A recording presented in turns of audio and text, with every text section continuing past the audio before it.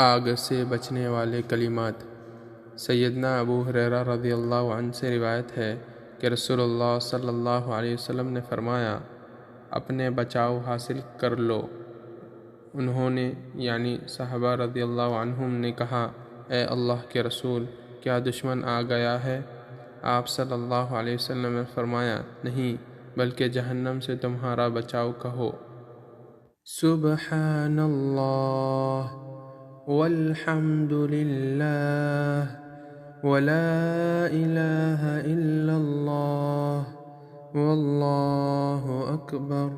ترجمہ: اللہ پاک ہے اور سب تعریفیں اللہ ہی کے لیے ہے، اور اللہ کے سوا کوئی معبود نہیں، اور اللہ سب سے بڑا ہے۔ کیونکہ یہ کلمات قیامت کے دن آگے آنے والے اور پیچھے آنے والے ہوں گے، یعنی بچاؤ کریں گے، اور یہی کلمات باقی رہنے والی نیکیاں ہیں۔ سبحان اللہ والحمد للہ ولا الہ الا اللہ واللہ اکبر۔ سبحان اللہ والحمد للہ ولا الہ الا اللہ واللہ اکبر۔